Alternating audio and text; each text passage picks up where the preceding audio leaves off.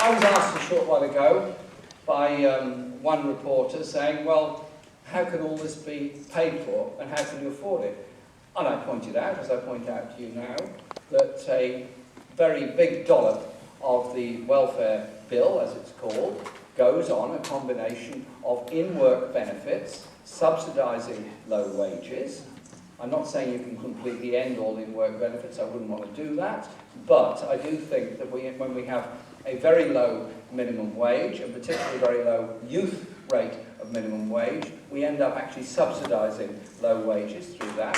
We also end up subsidising high rents by a housing benefit system that has to pay for the private rented landlord's bill that they send to the tenant every week. So we actually end up subsidising low wages and high rents through a benefit system. Shouldn't we instead raise the minimum wage and control the private rented sector so that instead of subsidising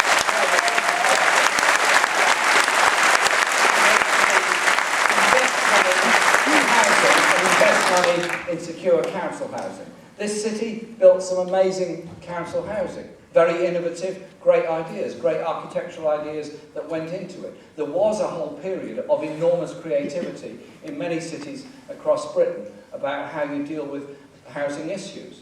Unfortunately, we're not building anything like enough now. There are 200,000 new households being created every year. There are less than 100,000 new properties being built. Yet there is a great deal of money being invested in super luxury mansions and so on all over London and the South East, whilst at the same time there's grotesque levels of overcrowding in many people living in council or housing association property, and because of the way the benefit cap operates, there are whole areas of the country that are being socially cleansed of working class communities and families, and they're forced to move away.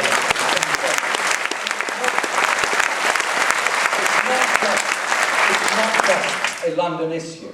And so, if instead of subsidising the inadequacies of the free market, we started instead investing in the housing needs of the entire community, we do a number of things. We ensure our children are growing up in decent, safe, secure, dry accommodation, where they're not forced to move every 6 months through an assured short-hold tenancy.